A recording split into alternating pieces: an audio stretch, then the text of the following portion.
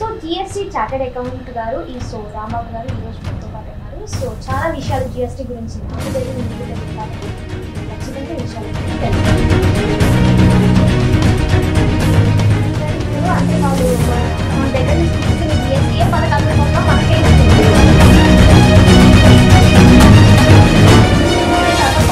మనం జనాల దగ్గర నుంచి కాకుండా పొలిటీషియన్స్ దగ్గర నుంచి స్టార్ట్ చేస్తే వాళ్ళకే ముందు అవగాహన ఇస్తే వాళ్ళే ఫాలో అవుతారు. ఇక్కడ మార్పు అనేది పొలిటీషియన్స్ వాళ్ళకి ఇక్కడ మార్పు మనమే మారాలి.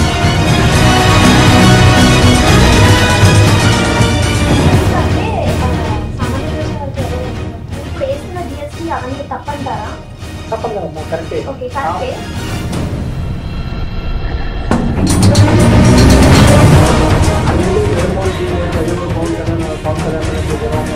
మా వాళ్ళు ఇస్తున్నారు, మా దేవుడు మా ఆయన కలిసి వాళ్ళని చేశారు. డబ్బే తీసుకోవాలి.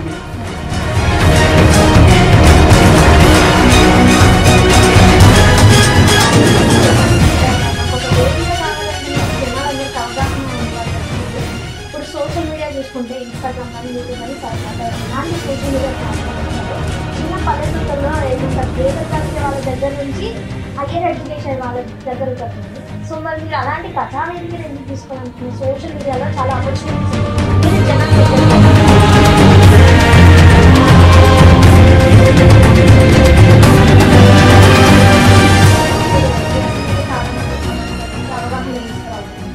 ఒకవేళ మీరు అనుకునే విధంగా అది మంచిగా అమలైంది అనుకోండి. ఇప్పుడు నార్మల్గా మిడిల్ క్లాస్ వాళ్ళు ఉంటారు, రిచ్ వాళ్ళు ఉంటారు, ఓవర్ పీపుల్. సో ఎవరికి ఎక్కువ బెనిఫిట్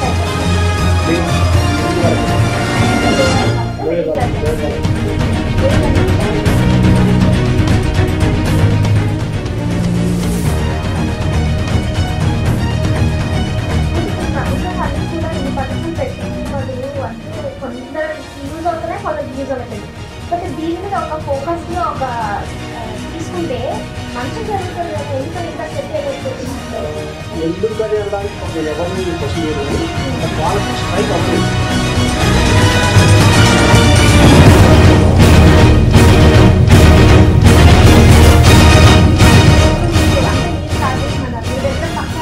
ప్లాన్ అయితే 100% నాకు ఎలాంటి డబ్బు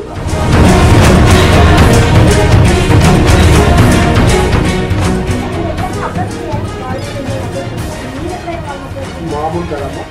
జిఎస్టీ మీద అవగాహన కలుగుతామని చెప్పేసి గవర్నమెంట్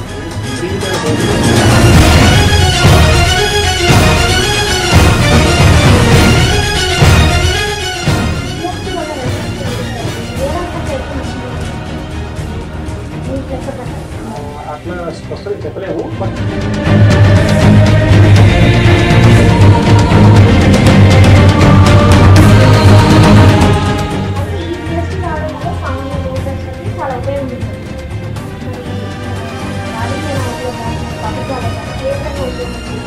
ఏమైనా కాదమ్మా, ఇది ఒకటే.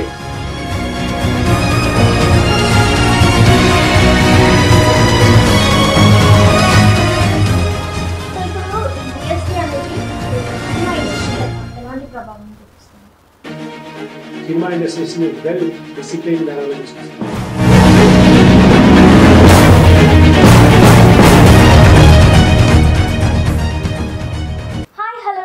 Welcome to Shamili studios. నేను మీ అలంకృత. సో ఈరోజు మనం రెగ్యులర్గా ఎప్పుడు సెలబ్రిటీస్ని ఇంటర్వ్యూ చేస్తుంటాం, జనరల్గా వేరే అవన్నీ కాదు మీరు తెలుసుకోవాల్సింది. ఫస్ట్ మెయిన్ మనం అంటే లాస్లో ఎలా ఉన్నాయి, లేకపోతే ఇంకా మనం తెలుసుకోవాల్సిన ఏంటి, జిఎస్టీ అంటే ఏంటి, ఇంకా చాలా చాలా సెక్షన్స్ ఉంటాయన్నమాట. సో మీరందరూ స్కిప్ చేయకుండా ఈ వీడియోని అయితే చూస్తారనుకుంటున్నాను. సో జిఎస్టీ చార్టెడ్ అకౌంట్ గారు రాంబాబు గారు ఈరోజు మనతో పాటు ఉన్నారు. సో చాలా విషయాలు జిఎస్టీ గురించి నాకు తెలియదు, మీకు తెలియదు కాబట్టి మీరు ఖచ్చితంగా ఈ విషయాలు అనేది తెలుసుకోవాలి. మనకి చాలా నీడ్ అనమాట ఇవన్నీ. హాయ్ సార్, నమస్తే. ఎలా ఉన్నారు సార్? మనం బేసిక్గా చాలామందికి ఏంటంటే జనాలకి అసలు జిఎస్టీ అంటే ఏంటిదో తెలియదు. చాలా షాప్స్కి అక్కడికి ఇక్కడికి వెళ్తే జిఎస్టీ యాడ్ చేస్తారు, బిల్ వేస్తారు, బిల్ కట్టేసి వస్తారు. కాబట్టి జిఎస్టీ వేసిరా, అందులో ఎంత వేసిరు అనేది తెలియదు అనమాట. బేసిక్గా జిఎస్టీ అంటే ఏంటి అసలు? జిఎస్టీ గురించి ప్రతి మనిషి తెలుసుకోవాల్సిన విషయం ఏంటంటే జిఎస్టీ అనేది ఒక చట్టం. గవర్నమెంట్ తీసుకొచ్చిన ఒక నూతన చట్టం, కొత్త చట్టం. దేశం అనుసరిస్తున్న ఆర్థిక విధానంలో ఇది ఒక భాగం. సో సమాజంలో మనం పడుతున్న ఈ కష్టాలన్నిటికీ పరిష్కార మార్గం ఏదైనా ఉందా అని చెప్పేసి అంటే ఆర్థిక విధానాలను అర్థం చేసుకోవడంలోనే అన్ని సమస్యలు పరిష్కరించబడతాయి. ఇది ఒక ఫండమెంటల్ కదా. సో ఈ ఆర్థిక విధానాలను అర్థం చేసుకోవడం అని చెప్పి జిఎస్టీని అర్థం చేసుకోవడం. సో జిఎస్టీ ఎంత గొప్పది అంటే ప్రతి మనిషి మనం ఎంత ట్యాక్స్ కడుతున్నామో ఆ నెక్స్ట్ డేనే మన దాని ప్రభావం అనేది పడాలి నిజానికి. కానీ అది దాని మనం కట్టే ట్యాక్స్ తిరిగి మన రూపంలో రావాలి. బట్ అన్ఫార్చునేట్లీ ఇప్పుడు ఉన్న గవర్నమెంట్ సిస్టమ్స్ అంతా జిఎస్టీ రూపంలో మన దగ్గర వస్తుంది తీసుకున్న డబ్బుని సంక్షేమ పథకాల పేర్లతో పంచుతుంది. సో ఆ రూపంలో రావద్దు, మనకి మరో రూపంలో రావాలి. దానికి ఇన్ డీటెయిల్ గా మన సిస్టమ్ మీద బాగా అర్థం చేసుకుంటేనే దాని మీద పూర్తి స్థాయి అవగాహన వస్తుందమ్మా. కాకపోతే దానికి ఇది ఒక పెద్ద ఓషన్. సో ఈ వెరీ బిగినింగ్ స్టేజ్లో ఈ ఇంటర్వ్యూస్లో మనము జిఎస్టీ గురించి సాధ్యమైనంత వరకు ప్రజలు అర్థం చేసుకోండి అనే విజ్ఞప్తితో ముందుకెళ్దాం. ప్రజలకి జిఎస్టీ మీద అవగాహన పెంచాలి, ప్రభుత్వ అధికారులు దానికి సంబంధించి ఒక యంత్రాంగాన్ని ఏర్పాటు చేయాలి అన్నదే ఒక డిమాండ్గా తీసుకుంటాం ప్రజలకు. తీసుకొద్దాం. అయితే బేసిక్గా ఏంటంటే ఎడ్యుకేటెడ్ వాళ్ళు ఉన్నారు, కొంతమందికి అవగాహన ఉంది, తలుచుకుంటే చేయొచ్చు. అలా ఇప్పుడు నాన్ ఎడ్యుకేటెడ్ వాళ్ళు చాలా ఉన్నారు. వాళ్ళ దగ్గర వరకు మనం ఎలా తీసుకెళ్ళగలుగుతాం ఇంత పెద్ద విషయాన్ని? దానికి మేమేమంటున్నాం అంటే గవర్నమెంట్ని ఒక రిక్వెస్ట్ చేస్తున్నాం. సో మాకి గవర్నమెంట్ అఫీషియల్గా ఒక వేదిక ఏమైనా అడుగుతున్నాం, ప్రజావేదిక పేరుతో. సో దాని మీదకి నేను నాలాంటి చార్టెడ్ అకౌంట్స్ కావచ్చు, డాక్టర్స్, లాయర్లు అందరూ కూడా ఏదో ఒక పేరు మిషన్ డెమోక్రసీ పేరుతోనో నేను మాలాంటి వాళ్ళము వచ్చి నేను సిఏని నా వరకు నేను ఒక సిఏ మీద జిఎస్టీ మీద ఎక్స్పర్ట్స్ ఏ విధంగా ముందుకు వెళ్ళొచ్చు అని చెప్తాను ప్రజలకి. అట్లాగే డాక్టర్స్ మిగతా వాళ్ళ ప్రొఫెషనల్ వాళ్ళు ఎక్స్పర్ట్స్ అందరూ కూడా వాళ్ళు ప్రజలకి వివరణ ఇస్తుంటారు. సో పొలిటీషియన్స్ చేయలేని పని మాలాంటి ఎక్స్పర్ట్స్ అందరూ కూడా చెప్పడానికి మాకు ఒక వేదిక ఇవ్వండి, అఫీషియల్గా ఒక వేదిక ఇవ్వండి. మేము ఒక వేదిక తయారు చేసుకోలేకపోతున్నాము. ఒకవేళ చేసుకున్నా కూడా అక్కడ నుంచి మేము మా గొంతు వినిపించాలని పెట్టే ఏదో ఒక భయం పెట్టే పనిచేయాల్సి వస్తుంది. సార్ ఇప్పుడు అంటే వాళ్ళు మన దగ్గర నుంచి తీసుకున్న జిఎస్టీఏ పథకాల రూపంలో మనకే ఇస్తున్నారు, అలా వేరేలాగా రావాలని చెప్పేసి మీరు చెప్తున్నారు. అలాంటి వాళ్ళకి నష్టం జరుగుతుంది కదా. మీకు మంచి ప్రజావేదిక లాంటి వేదిక మీకు ఇచ్చేస్తే వాళ్ళది వాళ్ళే పొడుచుకున్నట్టు అవుతుంది కదా. అప్పుడు లేదు, ఇక్కడ పాయింట్ ఏంటంటే పొలిటీషియన్స్ కూడా ఈ సిస్టాన్ని ఎలా నడిపించాలో తెలియక చాలా కన్ఫ్యూజ్లో ఉన్నారు. వాస్తవానికి కూడా వాళ్ళు చేయాలని ఉద్దేశంతో చేయట్లేదు. ఏది వాళ్ళు చేస్తున్న ఈ పొలిటికల్ రాజకీయ దృక్పథం అనేది పొలిటికల్ కాన్స్పిరసీ కూడా మంచి ఏంటో తెలియకపోవడం వల్ల చెడు చేస్తున్నారు. ఈ మంచి అంటే ఈ జిఎస్టీ లాంటి చట్టాలను అర్థం చేసుకోగలిగితే సో ఈ రూట్లో వెళ్తేనే కరెక్ట్ పరిష్కారం ఉంది తెలిస్తే వాళ్ళు దాన్ని ఇంప్లిమెంట్ చేస్తారు. ఎందుకంటే మనం ఆల్ హ్యూమన్ బీయింగ్స్, మనమంతా మనుషులు. పొలిటీషియన్స్ అయినా సరే హ్యూమన్ బీయింగ్సే వాళ్ళు కూడా. సో ఈ పైగా ఇప్పుడు సోషల్ మీడియా బాగా డెవలప్ అయింది. ఇప్పుడు మార్పు అనేది మనం జనాల దగ్గర నుంచి కాకుండా పొలిటీషియన్స్ దగ్గర నుంచి స్టార్ట్ చేస్తే వాళ్ళకే ముందు అవగాహన ఇచ్చేస్తే వాళ్ళే ఫాలో అవుతారు. ఇక్కడ మార్పు అనేది పొలిటీషియన్స్ అయితే వాళ్ళు తీసుకున్న మార్పు, మనమే మారాలి. మనం మారాలి అని చెప్పేసి మనకు ఇక్కడ ప్రజలు కూడా అంతే. ఇది కరెక్ట్ పద్ధతి తెలిస్తే ఆ పద్ధతి వాళ్ళు అనుసరిస్తారు, దాన్ని పట్టుకుంటారు. ఆ పట్టుకుని పైకి ఎక్కడానికి ప్రయత్నం చేస్తారు. కాబట్టి ప్రజల్లోకి జిఎస్టీ మీద పూర్తి స్థాయి డిస్కషన్కి వెళ్ళాలి. అది పొలిటీషియన్స్ చేయలేరు ఆ పని. సో మాకంటూ ఒక వేదిక ఇస్తే మేము తీసుకెళ్తాం ప్రజల్లోకి. సార్ ఇప్పుడు అంటే సామాన్య ప్రజల వరకు వెళ్ళాలంటున్నారు కదా, ఇప్పుడు వేస్తున్న జిఎస్టీ అవన్నీ తప్పంటారా? తప్పని కదమ్మా, కరెక్టే. కాకపోతే హైయర్ రేట్ ఆఫ్ జిఎస్టీ అయిపోయింది కదా. అంటే 18% స్టాండర్డ్ రేట్ ఉంది, ఇంకా హైయర్ రేట్ 28% ఉంది. సో ఇంత రేట్ అంతా తగ్గించేస్తాం. ఆన్ యావరేజ్ గా అందరం జిఎస్టీ అవగాహన పెంచుకుంటే, మనం కొనే ప్రతి వస్తువు మీద జిఎస్టీ ఉందా లేదా చెక్ చేసుకుంటే, సో ఆ జిఎస్టీ ప్రాపర్ యూటిలైజ్ అవుతుందా లేదా అనే ఆలోచన వస్తాయి మనకి. సో ప్రభుత్వాల మీద మనకు నమ్మకం పెరుగుతుంది. ఫస్ట్ పాయింట్, నమ్మకం పెరిగినప్పుడు ట్యాక్స్ కట్టేటప్పుడు మనం వెనకడం. సో 18% కట్టాల్సిన చోట 12% వచ్చేస్తాం. సో అట్లా సో ట్యాక్స్ రేట్లు తగ్గుతాయి, ప్రజలకు అవగాహన పెరిగే కొద్దీ ట్యాక్స్ రేట్లు తగ్గుతాయి. సో మనకు బండి తగ్గుతుంది, అది ప్రాపర్గా యూటిలైజ్ అవుతుందా లేదా అనే అవగాహన మనకు వచ్చేస్తుంది. మనం ఇమీడియట్ నిలదీస్తాం, ఇది అభ్యమైపోతుంది, అడభ్యమైపోతుంది. అది చేయకపోవడం ఏమైంది, అదేదో జగన్మోహన్ రెడ్డి లేకపోతే అదేవో పవన్ కళ్యాణ్ లేకపోతే చంద్రబాబు నాయుడు మాకు వాళ్ళు ఇస్తున్నారు, మా దేవుడు మా నాయన అనే టైప్లో వాళ్ళు అనుకుంటున్నారు. మన డబ్బే వాళ్ళకి ఇస్తున్నారు మనకి. ఇప్పుడు మాకు ఒక వేదిక కావాలంటున్నారు, జనాలందరికీ అవగాహన ఉండాలి అంటున్నారు. ఇప్పుడు సోషల్ మీడియా చూసుకుంటే ఇన్స్టాగ్రామ్ కానీ యూట్యూబ్ కానీ వాటెవర్ ఎలాంటి సోషల్ మీడియా ప్లాట్ఫామ్ అయినా సరే చిన్న పల్లెటూళ్ళలో ఏమంటారు గేదెలు కాసే వాళ్ళ దగ్గర నుంచి హయ్యర్ ఎడ్యుకేషన్ వాళ్ళ దగ్గరికి వస్తున్నాయి. సో మరి మీరు అలాంటి ప్రజావేదికను ఎందుకు తీసుకోవాలనుకుంటున్నారు? సోషల్ మీడియాలో చాలా ఆపర్చునిటీస్ ఉన్నాయి మీరు జనాల దగ్గరికి వెళ్ళడానికి. మంచి మాట అమ్మా. ఇక్కడ పాయింట్ ఏంటంటే సోషల్ మీడియా వాళ్ళు ఇండివిజువల్గా తీసేసుకొని వర్క్ చేయడం మొదలు పెడితే సో ఒక్కొక్కసారి ఏమైపోతుందంటే గవర్నమెంట్ సిస్టాన్ని మనం క్వశ్చన్ చేసామనుకో, సో గవర్నమెంట్ సిస్టమ్ క్వశ్చన్ చేసినా సరే ఆ పార్టీ నాయకుడిని క్వశ్చన్ చేసినట్టు దాంతో భావించి దాని మీద ఏదో విధంగా సోషల్ మీడియాని తొక్కడం చేయడం. సో వాళ్ళు దాడులు చేస్తున్నారు. పైగా ఏదో ఒక వేదిక ఏర్పాటు చేస్తున్నాం అనుకుంటే వేదిక దగ్గర రావడానికి భయపడుతున్నారు. ఎందుకు వచ్చిన గొడవ? ఒక మంచి విషయం చెప్పాలనుకుంటే వాళ్ళు ఎవడో ఫోన్ చేస్తారేమో, వాడు ఏదైనా డ్రైవింగ్ లేకుంటే ఏదైనా కారు చేసి యాక్షన్ చేస్తారేమో. సో ఉన్న విషయం మాట్లాడడానికే భయపడుతున్నారు. అయితే ఇక్కడ మనం ముందు జిఎస్టీ నేర్పించేదానికంటే ఫస్ట్ వాళ్ళకి ఇలాంటి హాని చేయకూడదు, ఇది అని చెప్పేసి వాళ్ళ మైండ్ లో మనం వచ్చితే గానీ మనం ఎక్స్ప్లోర్ అక్కడ చేయలేము. మనం ఎవరెవరో ఈ ప్రయత్నం చేయడం కన్నా గవర్నమెంట్ అఫీషియల్ గా ఒక వేదిక ఏర్పాటు చేసేసి అయ్యా మీకు మంచి మంచి ఆలోచనలు ఉంటే మాకు తీసుకురండి, అలా ఓదికి వదిలేసేసి వాళ్ళు వెళ్ళిపోవడం కాదు. అక్కడ ఒక సెటప్ పెట్టాలి గవర్నమెంట్, పెట్టేసి ఎవరెవరు వచ్చారు, ఏం మాట్లాడారు, గవర్నమెంట్ ఏం సజెస్ట్ చేస్తున్నారు, ఇది తీసుకోవచ్చా తీసుకోవద్దా, అక్కడ దాన్ని బేస్ చేసుకొని అసెంబ్లీలో డిస్కస్ పెట్టమని చెప్పండి. కాబట్టి ఈ మనం చెప్పడం కాదు, ఈవెన్ వెస్టర్న్ కంట్రీస్ లోను హైలీ డెవలప్డ్ కంట్రీస్ లో కూడా ఇలాంటి పబ్లిక్ కి ఒక మంచి వేదికలు ఉంటాయి అక్కడ. సో మనం ఏదైతే ఈ కాలం జనరేషన్ ముందుగా అవుతుంది, ఒక మంచి వేదిక అంటే ఏర్పాటైతే ఆ వేదిక మీద నిలబడి మాట్లాడడం మొదలు పెడితే సో పొలిటీషియన్స్ పొలిటికల్ సిస్టమ్ మారుతుంది. సో కాబట్టి మా రిక్వెస్ట్ ఏంటంటే ఒక మంచి వేదిక ఏర్పాటు చేసేయాలి. దాన్ని వాళ్ళు గవర్నమెంట్ ఏ పేరు పెట్టుకున్నా పర్లేదు, ఇది గవర్నమెంట్ ఆఫీసులో ఏర్పాటు చేసే వేదిక ఇది, ఇంకా అలా ఇచ్చేసి వాళ్ళు వెళ్ళిపోవడం కాదు. సో అక్కడ మేము మాట్లాడామనుకోండి, సో వాళ్ళ మీద ఎలాంటి యాక్ట్ తీసుకోలేరు. అంటే ఏదైనా చిన్న క్వశ్చన్ చేసామనుకోండి, ఆ క్వశ్చన్ ప్రభుత్వ విధానాన్ని క్వశ్చన్ చేస్తున్నారు తప్ప ఒక మంచి సలహా ఇచ్చే క్రమంలో తప్పును ఎత్తి చూపిస్తున్నారు అనే ఒక మీనింగ్ వస్తుంది. మేము ఓన్గా మాట్లాడుకున్నాం అనుకోండి, సో వాళ్ళు అవతల పార్టీ ఎవడు ఇన్ఫ్లుయెన్స్ ఉంది, వీడి పార్టీ మీద ఇన్ఫ్లుయెన్స్ ఉంది, ఇలాంటి లేనిపోయి గందరగోళం అవుతుంది, ఫెయిల్ అవుతున్నాయి. ఇప్పుడు మీరు జిఎస్టీ మీద చాలా మంది సామాన్య ప్రజలకి అవగాహన తీసుకురావాలనుకుంటారు. ఒకవేళ మీరు అనుకున్న విధంగా అది మంచిగా అమలైంది అనుకోండి, ఇప్పుడు నార్మల్గా మిడిల్ క్లాస్ వాళ్ళు ఉంటారు, రిచ్ వాళ్ళు ఉంటారు, రూరల్ పీపుల్ ఉంటారు. సో ఎవరికి ఎక్కువ బెనిఫిట్ అవుతుంది? మెయిన్ కింది వాళ్ళకే, అంటే లోయర్ వాళ్ళకి, మిడిల్ క్లాస్ వాళ్ళకి. ఏ విధంగా అంటే ఈ రోజు సాధ్యమైనంత డబ్బున్న వాడిదే సమాజం అన్న భావన వచ్చేస్తుంది వాళ్ళకి. ప్రస్తుతానికి లైఫ్ అంటే వాడిదే, రెస్పెక్ట్ మర్యాద, ఆయన ఏం చేసినా మాట్లాడినా ఇంకా డబ్బునుడే ఇంకా లైఫ్ అంటే. ఇంకా మనం వాళ్ళు ఒక నలుగురు ఉంటారు మహా సమాజం మొత్తం మీద 4% 5% డబ్బే ప్రధానంగా జీవించేవాళ్ళు. సో వాళ్ళు మాట్లాడేదే చట్టం, ఇక మనం మాట్లాడేది ఏం లేదు, మనం మాట్లాడే అవకాశం లేదు ఇక.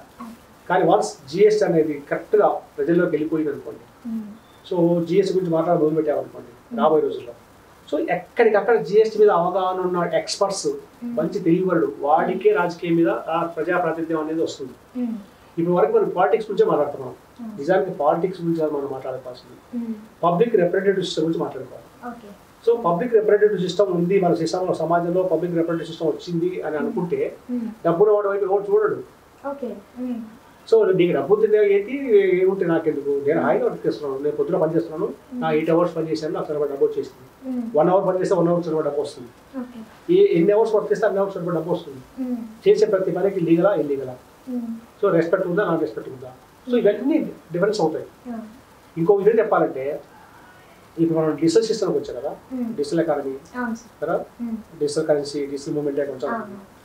ఈ డిజిటల్ సిస్టమ్ ఏం చేసిందంటే పాలల్లో నుంచి నీళ్ళను వేరు చేసినట్టు, అంశ చాతుర్యం మీద అంటారు కదా, మంచిది మంచి చెడుగా కరెక్ట్గా డిఫైన్ చేసేసి సపరేట్ చేస్తుంది. అంత అద్భుతమైన సిస్టమ్ వచ్చేసింది. ఇప్పుడు ఒకప్పుడు మనం ఏదన్నా కాఫీ టీలో చక్కెర ఎక్కువైందంటే ఎంత ఎక్కువైందంటే చెప్పలేము కదా, పులుపు ఎక్కువైందంటే ఎంత ఎక్కువైందో చెప్పలేము. అట్లాగే సౌండ్ పెట్టామంటారు అని చెప్పి రేడియోలో చెప్పేవాళ్ళు, ఇంత పెట్టాలని చెప్పి అనేవారు కాదు. కానీ డిజిటల్ సిస్టమ్ వచ్చిన తర్వాత వాల్యూ ఇంత పెట్టు నంబర్తో సహా చెప్తాం. కాఫీలో ఎంత చక్కెర ఉండాలని చెప్పి మన దేశంలో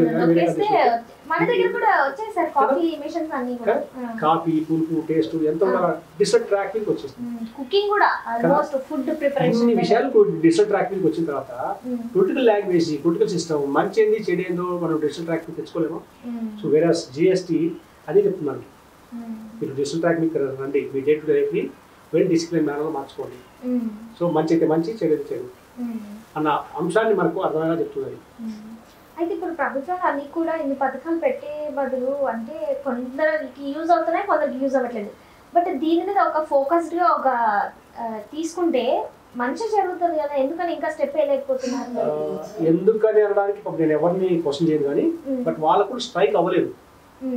వాళ్ళకు కూడా అంటే ట్రిగర్ అవ్వాలంటారు, ట్రిగర్ అవ్వాలి మన సినిమా లాంగ్వేజ్ లో, ఎప్పుడో చోట ట్రిగర్ అవ్వాలంటారు కదా. సో ఇప్పుడు తెలంగాణ గడ్డ మీద ఆ తెలుగుగడ్డ మీద మొట్టమొదటిసారి దీనికి సంబంధించిన అంశం లేవదీస్తున్నాం. జిఎస్టీని మనం ఒక అమృత కలశలాగా ఏర్పడింది మనకి. సో ప్రతి సిస్టమ్ ఎవరికి వాడు విలేజ్లో ఉన్నట్టు సర్పంచ్ దగ్గర నుంచి కొనుక్కొని ఎమ్మెల్యే కానీ ఎంపీ కానీ పొలిటీషియన్స్ ఆయా ప్రాంతంలో ఉన్నవాడు ఎవరైనా సరే అక్కడ ప్రాంతాలకు సంబంధించిన సమస్యలన్నింటినీ ఇట్లా చేతిలో పట్టుకుంటే చేతిలోకి వచ్చేస్తాయి. కాబట్టి ఇంత అద్భుతమైన ఒక అమృత కలిసిగా తయారై కూర్చొని ఈ జిఎస్టీ అనేది అన్న సత్యం మనం గుర్తిస్తే ముందు తెలుగులో మాట్లాడుకోవడం ముందు పెడితే ఈ మీడియా సాక్షిగా సో ఇది కానీ ప్రజలకు బాగా వెళ్ళింది అనుకోండి, మెల్లిమెల్లిగా కథలకు వస్తాయి. ఇంకా ఇప్పుడు మీరు అంటే మీరు స్టార్ట్ చేసినారు, మీ దగ్గర పక్కా ఎజెండా ప్లాన్ అయితే 100% అందులో ఎలాంటి డౌట్ లేదు నాకు. ఫుల్ అంటే ఇంకొక మాట చెప్పాలంటే కరెక్ట్ పోతాం, రైట్ టైం అడిగా క్వశ్చన్. నేనేమంటా అంటే అమృత కలశం అనే పదం వాడినప్పుడు ఓకే ఇది ఎలా అమృత కలశం అన్న క్వశ్చన్ రావాల్సింది నీకు నాకు కాదు, సీఎం గారికి, అది సెంట్రల్ లెవెల్లో నిర్మలా సీతారామన్ గారికి రావాలి. ఇది ఎలా అమృత కలశం అయింది. సో వాళ్ళకి ఎప్పుడైతే వస్తుందో ఈ ఎలా అనే పెద్ద క్వశ్చన్ వాళ్ళ వైపు నుంచి వస్తే ఇప్పుడు నేనేమంటా అంటే ఇలా అంటూ నేను తీసుకెళ్తా ఇది ఆన్సర్ని. సో ఈ విధంగా ఇది అమృత కలశం అయింది చెప్పేసి అనే పదం ఇస్తాను. అట్లాగే ఒక్కసారి ఇది అమృత కలశం గుర్తించాం, ఇక సమాజంలో నుంచి కులం పేరుతో మతం పేరుతో ఆర్థిక తారతమ్యాల పేరుతో ఎన్నెన్నో డిమాండ్లు వస్తున్నాయి. వీటి డిమాండ్లు అన్నిటికీ కూడా ఇదే జిఎస్టీ ఒక సర్వరోగ నివారణ లాగా తయారై కూర్చోంది. అన్నిటికీ ఒకటే సింపుల్ సొల్యూషన్. ఇప్పుడు అందరికీ సేమ్ వేస్తున్నారు సార్ జిఎస్టీ ట్యాక్స్ గురించి ఆలోచించాం, ట్యాక్స్ గురించి బయటకు వచ్చాం.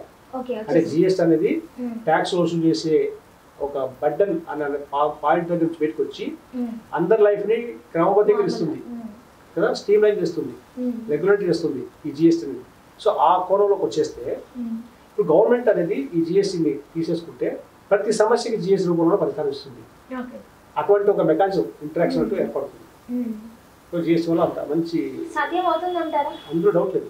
అదే మేమేమనుకుంటాం అంటే ముందు గవర్నమెంట్ సీఎం గారి ముఖ్యమంత్రికి డిప్యూటీ సీఎం గారికి వీళ్ళందరికీ చెప్పాల్సిన ఏంటంటే నిజంగా మీరు ప్రజల కేంద్రం ఏం చేయాలనుకుంటే ఆలస్యం చేయకుండా ఖచ్చితంగా మాలాంటి వాళ్ళు మీరు ఇన్వైట్ చేయండి. ఫస్ట్ పాయింట్ ఇన్వైట్ చేసేసి అయ్యా మీ దగ్గర ఏదో మంచి మంచి ఆలోచన ఉంది అంటున్నారు కదా, మేము గవర్నమెంట్ ఒక వేదిక ఏర్పాటు చేసాం కదా, ఆ వేదిక మీదకి వచ్చేసి ప్రజలకు అర్థమయ్యే చెప్పండి. మీ మీద ఎలాంటి దాడులు జరగవు, ఒకవేళ ప్రభుత్వంలో చేసిన పొరపాటును మీరు ఎత్తి చూపించినా సరే ఒక మంచి కొరకే చూపిస్తామని చెప్పేసి భావంతో ఆ వేదిక ఏర్పాటు చేస్తే ఆ వేదిక పవర్ వస్తుంది. అంటే మీరు ఎప్పుడైనా అప్రోచ్ అయ్యారా? వాళ్ళు మిమ్మల్ని అప్రోచ్ అవ్వకుండా మీరు ఎప్పుడైనా వాళ్ళని అప్రోచ్ అయ్యారా? మామూలు కాదమ్మా, జిఎస్టీ మీద అవగాహన కలిగిద్దామని చెప్పేసి పోయిన గవర్నమెంట్కి ప్రీతమైన ప్రయత్నం చేశారు. ఆ మాటకు చెప్పాలంటే 2 స్టేట్ గవర్నమెంట్లకి ఏపీ తెలంగాణకి జిఎస్టీ వచ్చిన తర్వాత 2 స్టేట్లు ఆర్థికంగా విపరీతంగా నష్టపోతున్నాయి. సో ఈ అప్లపాలు అవ్వడానికి కూడా మెయిన్ కారణం ఇదే. రాష్ట్రం విడిపోకముందు పరిస్థితికి విడిపోయిన తర్వాత వచ్చిన పరిస్థితికి జిఎస్టీ రావడం అనేది దానివల్ల స్టేట్ విపరీతంగా నష్టపోతున్నాయి అంటూ స్టేట్ అసెంబ్లీకి లెటర్ రాశారు. 2 స్టేట్ అసెంబ్లీకి లెటర్ రాశారు. ఇప్పుడు ఈ జిఎస్టీ వల్ల 2 రాష్ట్రాలు విడిపోయాయి కదా, ఏ రాష్ట్రంలో ఎక్కువ నష్టం జరిగిందంటారు మీ లెక్క ప్రకారం? అట్లా స్పష్టంగా చెప్పలేము, బట్ వీళ్ళు పొలిటీషియన్స్ మాట్లాడే మాటల ప్రకారం చూస్తే కొంచెం తెలంగాణకి లాభం చేకూరింది, ఆంధ్రాకి కొంచెం నష్టం చేకూరుతుంది అని చెప్పేసి పదం వాడుతున్నారు. కానీ మనం కొంచెం ఇంకిత జ్ఞానంతో మనం దీన్ని అర్థం చేసుకుంటే సెంట్రల్ గవర్నమెంట్ మీద ప్రెజర్ తీసుకొస్తే దీన్ని డబుల్ అడ్వాంటేజ్ తీసుకోవచ్చు మనం. జిఎస్టీ వల్ల కొన్ని లోకల్ లాంటి నినాదాలు జిఎస్టీలోనే వినిపించారు, బహుశా మీ దృష్టికి వచ్చాయో తెలియదు. లోకల్ సబ్కే సాత్ సబ్కే విశ్వాస్ సబ్కే వికాస్ లాంటి పదాలు సెంట్రల్ గవర్నమెంట్ తీసుకొచ్చే పదాలు ఇవి జిఎస్టీలో ఒక భాగం. జిఎస్టీ లో నుంచి పుట్టిన పదాలు ఏదో జస్ట్ ఊరికే పొలిటీషియన్స్ మాట్లాడుకుంటున్నారు,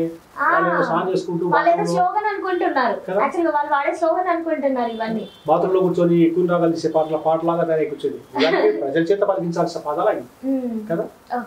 సో ఇవన్నీ పబ్లిక్ లోకి రాకపోవడం వల్లనే ఈ సమస్య వస్తున్నాయి. సార్ బేసిక్గా ఇప్పుడు జిఎస్టీ ఒక్కొక్క దగ్గర ఒక్కొక్క కాస్ట్ ఉంటుంది, ఒక్కొక్క దానికి ఒక్కొక్కటి. ఇప్పుడు ఫిల్మ్ ఇండస్ట్రీలో ఉంటుంది, నార్మల్ మన software, different kind of peoples దగ్గర అంటే ఒక్కొక్క సంస్థకు ఒక్కొక్కలాగా. ఎక్కువ జిఎస్టీ ఎక్కడ పడుతుంది అంటారు, ఏ ఇండస్ట్రీలో పడుతుంది అంటారు?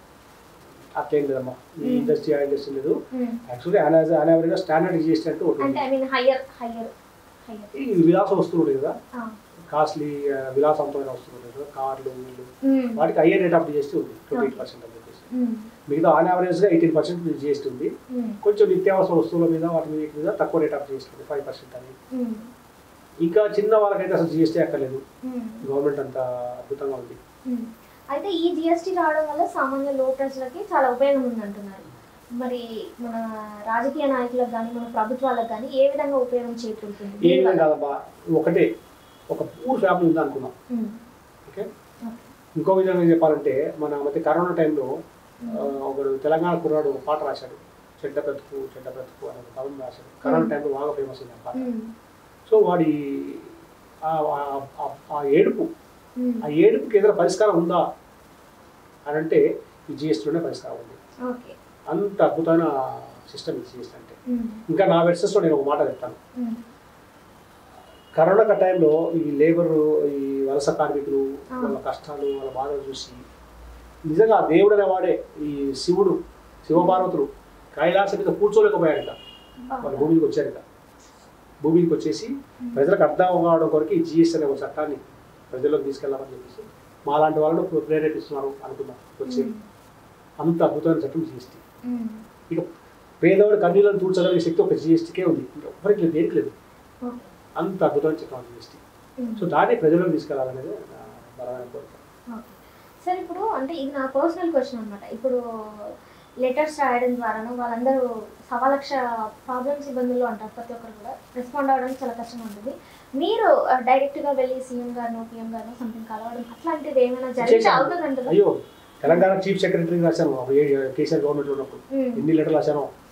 అదే లెటర్స్ వల్ల మనకు అవ్వట్లేదు కదా, direct face to face stamp వేసి ఇవ్వడం వరకే నాకు ఎటుపోతుందో తెలియదు. తర్వాత రైట్ టు ఇన్ఫర్మేషన్ యాక్ట్ కింద అప్లై చేస్తే, ఆర్టీ యాక్ట్ కింద అప్లై చేస్తే ఈ ఇన్ఫర్మేషన్ మాకు లేదని, మా పరిధిలో రాదని, మేము ఇంకా కన్సర్న్ డిపార్ట్మెంట్ పంపించామని రకరకాల కొంత సమాజం మా రైట్ ఇన్ఫర్మేషన్ డెస్కే మా దగ్గర లేదని, ఇలాంటివి చాలానే ఎదుర్కొన్నారు. ఇంత పెద్ద ఫైలే ఉంది అయితే. ఓకే, సో ఎవరికి కరెక్ట్ గా ఇప్పుడు ఇన్ని చాలా ప్రాబ్లమ్స్ అయితే ఫేస్ చేశారు. ఇది కరెక్ట్ గా ఎవరి వరకు వెళ్తే మనకి మంచి వస్తుంది? Right question. ఎవరి వరకు వెళ్తే అని చెప్పేసి అంటే లాస్ట్ పబ్లిక్ వెళ్తేనే న్యాయం జరుగుతుంది. ఏదైనా ఒక మంచి అంశం, ఇప్పుడు చీఫ్ మినిస్టర్ స్టేజ్లో కూర్చున్న వ్యక్తి సమాజం అంతా సత్యమేవ జయతే అనే పదాన్ని మనం అందరం గుర్తించి అందరం అర్థం చేసుకున్నాం. సత్యం అంటే ఇది మనకు దొరికింది. అందరం 199 మంది 140 కోట్ల జనాభా మొత్తం అందరికీ అర్థమైంది. కానీ ఆ ఒక్క వ్యక్తికి అర్థం కాకపోతే ఈ సమాజంలో సత్యం లేనట్టే లెక్క. ఆ విధంగా చూపిస్తాం. మన సమాజంలో మనుషులు ఎలా ఉన్నారంటే, అరే మంచిదారి ఇటు ఉంది, ఈ జిఎస్టీ వల్ల మనకి ఇది అవుతుంది అంటే ఇటు ఎవరు వెళ్ళరు, చెడు వెళ్తుంది, ఇది ఎక్స్ట్రా అవుతుంది అంటే ఇటు వెళ్ళరు. Different kind of mindset peoples ఉన్నారు. వీళ్ళందరికీ అర్థం అయ్యేది ఎప్పుడు జనాల్లోకి వెళ్ళి అవగాహన వచ్చేది. అంటే ప్రాపర్ ప్రయత్నం జరగలేదమ్మా. నాకు తెలిసి ఖచ్చితంగా ప్రజలు అయ్యో ప్రజలను మనం ఎప్పుడు తప్పు పట్టకూడదు. మంచి ఎప్పుడు వస్తుందో ఎదురుస్తున్నారు వాళ్ళు. మంచి సిస్టమ్ ఎప్పుడైతే ఎదురు, నాకు తెలిసి ఇక్కడి నుంచి మంచి రోజులు వస్తున్నాయి. ఒక మంచి సిస్టమ్ ఇస్తాం. అందుకే గవర్నమెంట్ అఫీషియల్గా అధికారికంగా ఒక వేదిక ఏర్పాటు చేయాలి. వేదిక ఏర్పాటు చేసేసి మంచిని మాత్రం ఎస్టాబ్లిష్ చేద్దాం, మంచిని ఎస్టాబ్లిష్ చేద్దాం అన్న ఎసెన్స్లో ప్రజలు సిస్టమ్ గవర్నమెంట్ అధికారులు మాట్లాడడం మొదలు పెడితే అక్కడ మొదలవుతుంది. సో ఇప్పుడు ఈ జిఎస్టీ అనేది అంటే సినిమా ఇండస్ట్రీ పైన ఎలాంటి ప్రభావం చూపిస్తుంది? సినిమా ఇండస్ట్రీస్ని వెల్ డిసిప్లైన్ మేనర్లో తీసుకొస్తుంది. వెల్ డిసిప్లైన్ మేనర్లోకి అని చెప్పేసి అంటే సినిమా ఇండస్ట్రీ అంటే సింపుల్గా 6 నలుగురు అనే పదం వాడతారు కదా. ప్రొడ్యూసర్ నలుగురే, హీరో నలుగురే, డిస్ట్రిబ్యూటర్ నలుగురే, తినేది నలుగురే, జీవించే నలుగురే. మొత్తం వాళ్ళ లైఫే, వాళ్ళు ఎలా జీవిస్తున్నారో అదే మనకు జీవితం. ఇక వాళ్ళు నవ్వితే ఈ మరుసటి పేపర్లు అంతా వాళ్ళ నవ్వుల గురించి వీటికే వస్తుంది. కానీ మిగతా 96 మంది మరే, ఆ నలుగురు కాకుండా ఈ 96 మంది నిత్యం ఏదో అపవిత్రత భావంతోనూ అవమానాలు ఎదుర్కొంటూను వాళ్ళను ప్రసన్నం చేసుకోవడంలోనూ వాళ్ళ కన్సర్న్లో జీవించితే చాలిక దేవుని ప్రసన్నం చేసుకోవాల్సిన అవసరం లేదు. వాళ్ళని ప్రసన్నం చేసుకుంటే చాలు, ఇంకా దేవుడే వాళ్ళే వాళ్ళు మాకు వీలే దేవుళ్ళు అనేంత గొప్పగా వాళ్ళు అంగీకరించినట్టుగా బతికేస్తున్నారు కదా. తప్పు కదా అది. మరి వాళ్ళు ఇన్ని ఉంగరాలు పెట్టేసుకుంటారు, మెల్లో రుద్రాక్షలు వేసుకుంటారు, వేసుకుంటారు. లాస్ట్కి వచ్చేసి పవనేశ్వరుడు అనే ఈశ్వరుడు లేదు, గొట్టంగాడు ఎవరు లేడు, మా భువనేశ్వరుడే గొప్ప అనేంత గొప్ప మాట్లాడుతున్నారు. తప్పు కదా. గుళ్ళో వెళ్ళి దేవుడు దండ పెట్టుకుంటాం, ఈశ్వరుడు దండ పెట్టుకుంటాం. సో ఆ ఈశ్వరుడు మనం అక్కడికి తిరుపతికి వెళ్తాం. సో తిరుపతికి వెళ్తే వెంకన్న అంటాం. అక్కడ వెంకన్న లేడు, ఎవడు గొట్టంగాడు ఎవడు, జగన్ అనే చెప్పేసి మాట్లాడితే మరి మనం అంగీకరిస్తున్నాం. అట్లాగే ఈశ్వరుడు లేదు, గొట్టంగాడు ఎవడు లేడు, మొత్తం భువనేశ్వరుడే అని చెప్పేసి అంటే అంగీకరిస్తున్నాం. వాళ్ళు ముసి నవ్వుతున్నారు. నేనేమంటా అంటే ఇక్కడ డబ్బుకు అవసరం బండ్ల గణేష్ లాంటి వాడు అవసరం కొద్దీ వాడు పవనేశ్వర పదం వాడాడు అంతమందిలో, అందరూ నవ్వారు. ఇది నవ్వినప్పుడు ట్రెండింగ్ చేశారు ఎంతమంది అసలు దాని మీద ఇమ్మీడియట్ గా అసలు దాని మీద దాడులు చేయాల్సింది, బండ్ల గణేష్ మీద దాడి చేయాల్సింది, పవన్ కళ్యాణ్ మీద దాడి చేయాల్సింది. ఏదైనా ఎట్లా అంగీకరిస్తుంది దీన్ని? మేమంతా దేవుడిని నమ్ముతున్నాం, ఆ దేవుడి పక్కన పవన్ కళ్యాణ్ లేదు కానీ ఖండించాల్సిన బాధ్యత అనుకుందా లేదా? ఇప్పుడు మాలాటలు ఎవరు ఉంటాము, దేవుడు లేడు గొట్టంగా ఎవరు లేడు అనే పదం వాడితే అదే నేను చెప్తాను. ఈ ఏ లైనింగ్ టైమింగ్ అంటే కూడా మలయాళ ఇండస్ట్రీస్ లో ఉందా అంటే అంత మలయాళం మీద ఐడియా అంటే నేనేమంటా అంటే వెరీ డిసిప్లిన్ తో పోతుంది వాళ్ళ స్క్రీన్ ప్లే కానీ స్క్రిప్ట్ కానీ ఏదైనా కానీ. సో సినిమా ఇండస్ట్రీస్కి సంబంధించిన తరకు ఎవరిలో ఒక మాట మాట్లాడినప్పుడు ఇమ్మీడియట్ గా క్వశ్చన్ చేసే సిస్టమ్ ఏర్పడాలి. అయ్యారు ఒక మాట మాకు తెలుసో తెలియక మాట్లాడే బాగుంది, ఆ నెక్స్ట్ డే దాన్ని సమర్థించు, అట్లీస్ట్ ఖండించు, లేదా సంజాయిషింది. అంతతో తప్పు కానీ ఇప్పుడు మతాల గురించి మతాల గురించి ఇప్పుడు ఒక్కొక్కరు మతం గురించి ఒక్కొక్కరు మాట్లాడుతున్నారు. సో ఏ మతానికైనా మీరు వాళ్ళతో ఇంటరాక్ట్ అయ్యి ఖండించమంటున్నారా, లేదంటే ఓన్లీ మన హిందూ మతం దైవ చింతన ఉండడం తప్పలేదమ్మా, దేవుని పూజించడం తప్పలేదు, కానీ మనిషిని పూజించకూడదు. మనిషి దాని అడ్వాంటేజ్ తీసుకుంటున్నాడుగా. ఒక వ్యక్తి సిస్టమ్ జిగ్జాగ్ వెళ్ళిపోతుంది, వాడెవడో నాకు సంబంధం లేదు, నా ప్రమేయం లేకుండా పైకి ఎత్తేస్తూ భుజం మీద ఎత్తుకొని తిరుగుతున్నాడు. ఎక్కడ విన్నాను దేవుడు అనేవాడు మనిషి రూపంలోనే వస్తారు, మనిషి రూపంలోనే ఆ ఫిలాసఫీ అది అంటే ట్రాక్ తప్పుతుంది. అలా చెప్పేసి వీళ్ళు దేవుడు జగన్ రూపంలో వచ్చాడు, దేవుడు పవన్ రూపంలో వచ్చాడు అనే మనం అనుభవించుకోవడం తప్పది. అదైతే తప్పేస్తారు. సో దేవుడు మనిషి రూపంలో వచ్చాడు చెప్పేసి అంటే ఏదో నీ రూపంలో రావచ్చు, ఆ రూపంలో రావచ్చు, ఆ మేరకే ఒక మంచి అంశం నువ్వు చెప్పావు కదా. ఒక మాట చెప్తారమ్మా, ఒక మంచి స్టీమర్ టైటానిక్ లాంటి స్టీమర్ వెళ్తుంది, ఓకే, అందరూ దాంట్లో ఒక 10,000 మంది జనాభా జర్నీ చేస్తూ ఉన్నారు. సో అక్కడ ఆఫీస్ దాని క్రూ మెంబర్స్ అంటారు, స్టీమర్ పనిచేసే మెంబర్స్, వాళ్ళు దాదాపు 100 మంది పైన ఉంటారు అనుకుంటాం. సో ఆ స్టీమర్లో వెళ్తూ ఉంటే ఎక్కడో ఒక చోట కింద గ్రౌండ్లో ఎక్కడో చిన్న హోల్ పడింది. సో ఆ స్టీమర్లో నీళ్ళు రావడం మొదలెట్టాయి కదా. సో అది అందరూ ఎవరు తను గుర్తించలేకపోయారు, ఆ స్టీమర్ క్యాప్టెన్ గుర్తించలేకపోయాడు, ఎంప్లాయీస్ గుర్తించలేకపోయాడు. మళ్ళీ జర్నీ చేసే ఒక వ్యక్తి వాడు దాని శబ్దాన్ని బట్టి హోల్ పడింది, డేంజర్గా ఉంది అని చెప్పేసి అని గుర్తించాడు. కానీ బ్యాడ్ లక్ ఏంటంటే బలానోడికి చెబితే ఇది నా డ్యూటీ కాదంటే నా డ్యూటీ కాదు, నాకు పవర్స్ లేవు అంటూ ఆ స్టీమర్ను రన్ చేసే ఆఫీస్ స్టాఫ్ ఎవరు కూడా పట్టించుకోవట్లే, చెప్తే నమ్మట్లేదు, లేదా నా డ్యూటీ కాదంటాడు. ఎట్లా అప్పుడు? సో పైనోడికి తెలిస్తేనే వాడి దాకా వెళ్తేనే ఈ దాన్ని మనం హోల్ కూర్చోగలము. కానీ మళ్ళీ నీలాంటి ఒక వ్యక్తి ఏం చేయాలి, ఎవరి చుట్టూ తిరగాలి అలా అనుకున్నప్పుడు లాస్ట్కి అటువైపు లాస్ట్కి వాడే ధైర్యం చేసి దూకి లోపలికి వెళ్ళిపోయి దాన్ని క్లీన్ చేసేసుకొచ్చాడు కదా. సో అక్కడ అంతమందికి దేవుడి రూపంలో వచ్చాడు అని చెప్పేసి అతను అనుకుంటాం కదా, మానవ రూపంలో వచ్చాడు అంటే ఆ స్టీమర్ క్యాప్టెనా దేవుడు కాదు. అంతమంది స్టాఫ్ రెస్పాన్సిబుల్ ఉన్న వ్యక్తుల చెప్పినప్పుడల్లా కనీసం దాన్ని క్లోజ్ చేయాలా, చేయలేకపోయారు. సో వాళ్ళు ఎవరు కాదు. సో ఒక కామన్ మ్యాన్ ఉన్న వ్యక్తి ఆ స్టీమర్కి సంబంధించిన హోల్ని బూట్ చేసి వచ్చాడు. సో టు దట్ ఎక్స్టెంట్ ఎవరైనా సరే అక్కడ వరకు అతన్ని అందరూ అప్రిషియేట్ చేయాలి, గొప్ప గొప్ప అనాలి, అతను కూడా ఓకే అనుకోవాలి. అయితే అక్షరంతో అతను మళ్ళీ మనసు అయిపోవాలి కదా. అతను దేవుడుగా చేయకూడదుగా. అంటే క్లియర్ డెమోక్రటిక్ సిస్టంలో ఒక్కొక్క సందర్భంలో ఒక్కొక్కసారి మనం ఒక మంచి పనులు చేస్తూ ఉంటాం, ఆ మేరకు మాత్రం అతన్ని అప్రిషియేట్ చేయాలి, సంబంధించిన రివార్డ్ కానీ మళ్ళీ కామన్ మ్యాన్ లో చేర్చేయాలి. తను కూడా ఇష్టపూర్వకంగా కామన్ మ్యాన్ గా కలిసిపోవాలి. అంతే ఒక చిన్న ఛాన్స్ దొరికిందా అని చెప్పేసి ఒక సినిమా హిట్ అయింది కదా అన్న, లేకపోతే చిన్న సంఖ్య ఏదో చిన్న వైరల్ అయింది కదా అని, నేను దేవుణ్ణి అయిపోయాను, నాకు ఫ్యాన్ ఫాలోయింగ్ ఏర్పడింది, సో నేను ఇక్కడ రేపు నుంచి నేను మీకు దేవుణ్ణి అంటే నువ్వు అడగలేక అంటే అతను తాను దేవుడుగా కీర్తించుకుంటూ పొగుడుకుంటూ వెలిగిపోతూ డెమోక్రటిక్ ఇష్టాన్ని తన కాళ్ళ కింద తొక్కుతూ పోతే ఎవరు అంటే మీరు యాజ్ ఏ చార్టెడ్ అకౌంటెంట్ గా జిఎస్టీ దాంట్లో ఫిల్మ్ ఇండస్ట్రీ దాంట్లో గట్టిగా ఉన్నారు అనమాట. అంటే I mean not only the film industry, okay, entire country.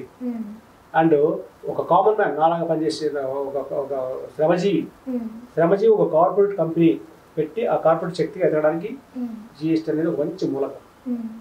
అయితే అంటే నార్మల్ గా ఇంకా సొసైటీలో మొత్తం సినిమా ఇండస్ట్రీ అనేది ఒక మోడల్ సొసైటీ.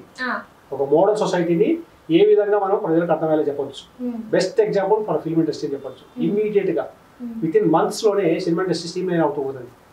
ఒక్కసారి సినిమా ఇండస్ట్రీకి సంబంధించిన అంశం లేవదీసి పబ్లిక్లో అంటే గవర్నమెంట్ ముందు ఏ విధంగా స్ట్రీమ్లైన్ చేయొచ్చు. ఇప్పుడు ప్రభుత్వాలు ఇవన్నీ అంటే దీని మీద యాక్షన్ తీసుకోకుండా ఓన్లీ ఫిల్మ్ ఇండస్ట్రీ వాళ్ళు తీసుకుంటే ఫిల్మ్ ఇండస్ట్రీలో సెట్ అవుద్ది అంటారా? అందులో ఇంకోటి సినిమా ఇండస్ట్రీస్ మీద ఎప్పుడైతే జిఎస్టీ ప్రభావం చూపించి దాన్ని స్ట్రీమ్లైన్ చేసి దాన్ని రీడ్రాఫ్ట్ చేసి ఏది రీకాన్స్టిట్యూట్ చేసి సినిమా ఇండస్ట్రీస్ని ఒక్కసారి దాన్ని స్ట్రీమ్లైన్ చేస్తూ ఉంటే గ్రౌండ్ లెవెల్లో రైతుల దగ్గర నుంచి అందరూ మొదలవుతారు. ఇక ఎస్ మేము దీంట్లో వస్తాం, మేము కార్పొరేట్ శక్తి నిలబడతాం.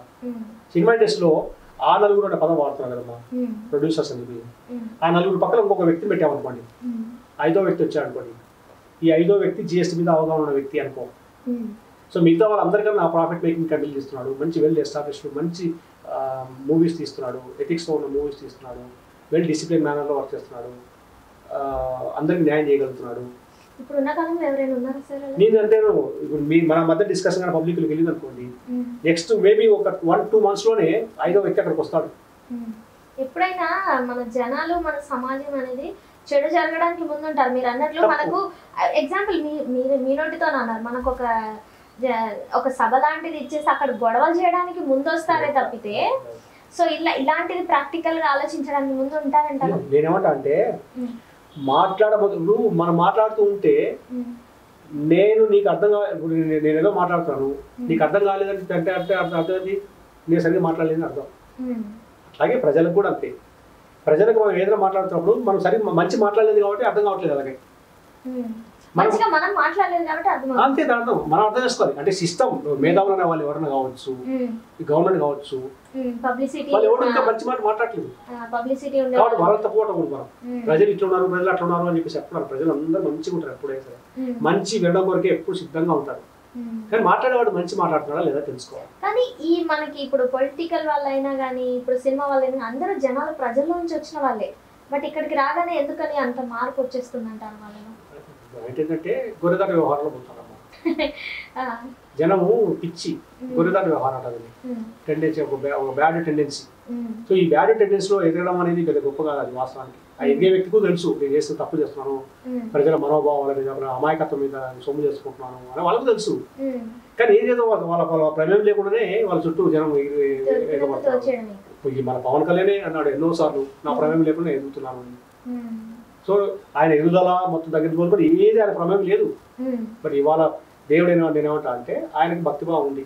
సో ఆయన ప్రమేయం లేకుండానే హీరో అయ్యాడు కదా. ఆయన ప్రమేయం లేకుండానే ఆయన ప్రమేయం లేకుండానే మంది జనం మార్గం అంతా ఇంకా పార్టీ పెట్టడము. సో ఇదంతా జరిగింది. బట్ ఇప్పుడు సినిమా ఇండస్ట్రీకి సంబంధించిన ఆయన ఏమైనా చేయగలిగితే తను ఒకవేళ దైవం అనేది ఆవహించి ఉంటే ఆయన బయట ఇప్పుడేదో మాల కూడా వేసుకుంటున్నాడు కదా. సో ఆయన నిజంగా దైవం అనేది ఆవహించి ఉంటే మా లాంటి వాళ్ళకు అట్లీస్ట్ ఒక వేదిక ఏర్పాటు చేయించాలి గవర్నమెంట్ మీద. ఆయన గవర్నమెంట్లో ఉన్నాడు కాబట్టి సో ఒక వేదిక ఏర్పాటు చేసి మీలాంటి వాళ్ళు రండి సినిమా ఇండస్ట్రీకి సంబంధించి ఏదైనా మెయిల్ చేద్దాం. ఆయన ఫస్ట్ పోస్టింగ్ తీసుకోగానే ఫస్ట్ ప్రొడ్యూసర్ ని పిలిపించాడు టికెట్ కాస్ట్ తగ్గించడానికి. వాళ్ళు అవి ఎన్ని చేసినా కూడా వాళ్ళు చేసే ప్రయత్నాలు అన్ని కూడా వేస్ట్ అమ్మా. నిజమైన ప్రయత్నం ఏదంటే డిజిటల్ ఎకనామిక్ సిస్టమ్ విత్ జిఎస్టీతో మిక్స్ చేసుకుంటూ ఒక కొత్త రీడ్రాఫ్ట్ చేయాలి, మొత్తం రీకాన్స్టిట్యూషన్ చేయాలి. సినిమా ఇండస్ట్రీ మొత్తాన్ని పునర్వ్యవస్థీకరణ చేయాలి. అక్కడ ఈ తారతమ్యాలు ముఖ్యంగా ఫిల్మ్ ఛాంబర్ చూసావా, దాన్ని దానికి కట్టరేసేసి పక్కన పడేయాలి. ఫిల్మ్ ఫెడరేషన్ చూసావా, ఫెడరేషన్స్కి వినపడే మాట మాట్లాడాలి.